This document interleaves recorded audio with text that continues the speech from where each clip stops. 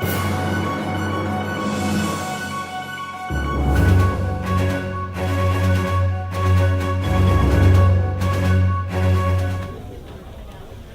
Lily, have you read this poem Pursuit yet? Yeah, I actually have it right here.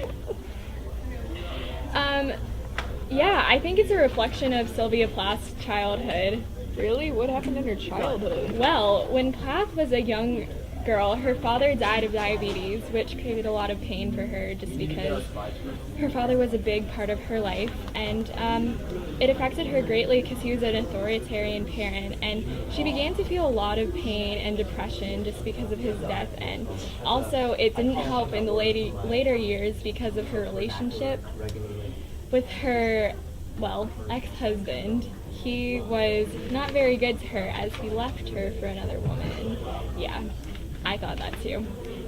So yeah, she began to have suicidal thoughts because of this, and it reflected immensely on all of her writings, and especially on this one, you can definitely tell her amount of pain when writing this poem, and it reflects all like the anxiety and depression she was in, and as a result of all her depression and her deep state of anxiety, she began to have suicidal thoughts. So it wasn't a very good time for her. Yeah, no, and I thought it was just about a scary panther. Yeah. Do you think that panthers are symbol for something?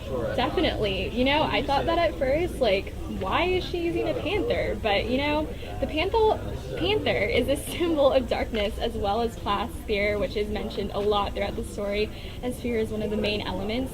And she talks about the panther hunting her down throughout the poem, and it actually means that fight that she has to deal with, like basically between her mind of anxiety and trying to escape it, because it's basically trying to, I guess, take her over, but there's no way of stopping it. And the fur of the panther, which is black, is a clear representation of why Plath chose the symbol, because as you know, panthers tend to be the color of black, and just their vicious instincts. And so basically she wanted to relate fear to being a predator, as it was basically hunting her mind down.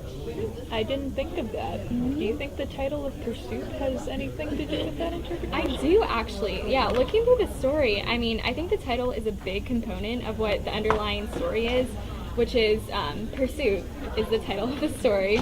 And it nearly means the hunt of fear and darkness that are trying to engulf Plath, because that's just basically what she dealt with, like the escape.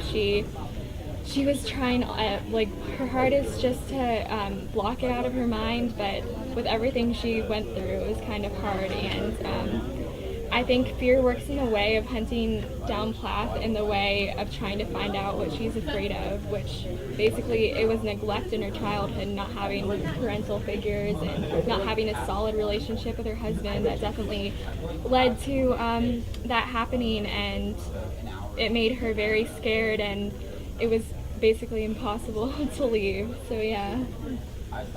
I wonder, why does she mention that fear is trying to put her in a trance then? I mean, I wouldn't really be entranced by my fears. I wonder why she is. Well, darkness and fear almost worked in a mystical way in this story.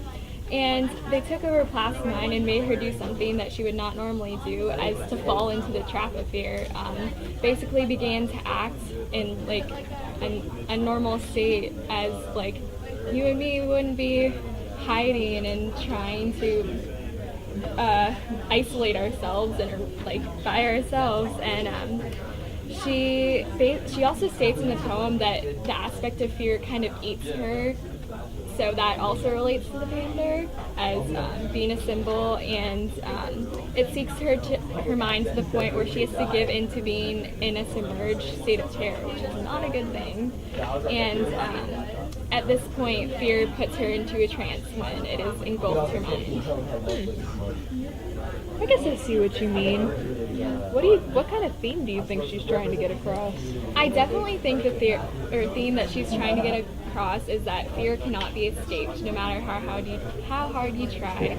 It's just something that's always going to be in the back of your mind, no matter what. And basically everyone has something that scares them, and it can be triggered by whatever comes someone's way, and you may not know what's going to happen, but yeah, it's just the Plath's intention of the panther placed in the story was to show its vicious nature and the way that it hunts down its prey. And panthers as animals normally go like slow on the prowl and like surprise their prey.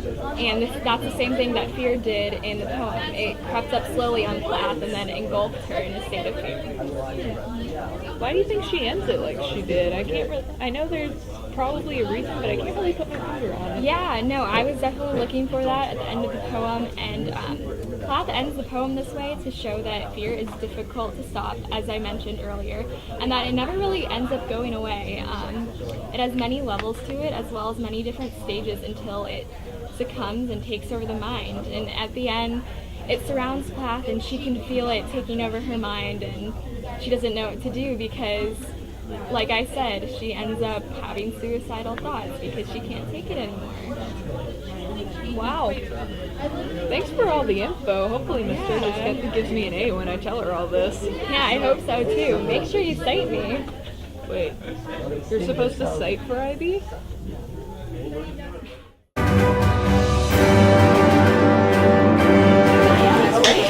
Hey Maddie, I'm really info on this poem. I have no idea what it's about. Which poem is it? It's called His Phoenix. I don't know if you read it before. Oh my gosh, that's my favorite Yeats poem. That's such a coincidence. Really? Oh my gosh. I'm fine with it. Oh, thank God. What is it about? His Phoenix has a lot to do with Yeats' background. He was really into occultism and magic, so it had a really large effect on his poetry. I think that's why he talks about a phoenix. The phoenix is like a mythical bird that bursts into flames when it dies and is reborn in its ashes. So they kind of symbolize immortality and immeasurable beauty. So throughout the poem, he's literally talking about all these beautiful women, but despite their beauty, the beauty of the phoenix he knew when he was young outdid them all. That makes sense. That's cool. So what do you think about the underlying meaning of the poem, and what do you think that is? I've had a hard time figuring that out. Well, the first time I read it, I was kind of convinced that it was about empowering women, but I think that perspective really has to do with like my current biases.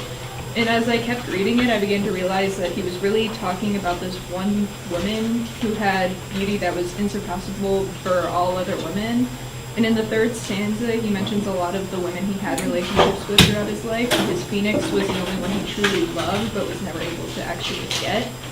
I think the underlying meaning is that you can't always get what you want, and sometimes you just have to let it go. Interesting. So why do you think he uses the phoenix as a symbol compared to anything else? I think, like, it's a symbol for the love of his life, and it's a woman he saw as someone with immeasurable beauty. So he believed that his love would last forever too, which kind of helps contribute to the image of this immortal being that is the phoenix. And most critics agree that his phoenix really refers to the love of his life, which is all gone. Most women he had relationships with, really, it was like a date thing, he was in and out. And with Maud gone, he actually tried to court her for almost 30 years, but never actually got into a romantic relationship. And she was actually really into occultism and Irish nationalism, which was a really big thing for him, so she was a really important figure in his life. So back to relating about his phoenix, do you think the title provides a lot of meaning to the poem? I think it does. I mean, the title His Phoenix helps to establish the symbol of the phoenix throughout the poem, which represents his one true love. And it also establishes how possessive he is of that love, because he describes the phoenix as his, even though he never truly has a relationship with her. Nice. So why is the repetition of I knew a phoenix in my youth to let them have their day repeated after each stanza? I just didn't know why you put that there. I think it really establishes the importance of that line. He talks about knowing the phoenix in his past, which kind of conveys that it's an important part of his life, but one that has since moved on, so it's which is obviously supported by the next last line, which says, "I mourn for that most lonely thing, and yet God's will be done."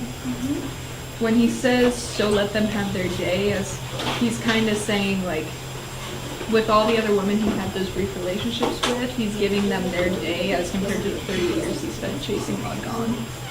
Wow, thank you so much. I really hope I remember all this in my test. We don't have a test. It's a major project.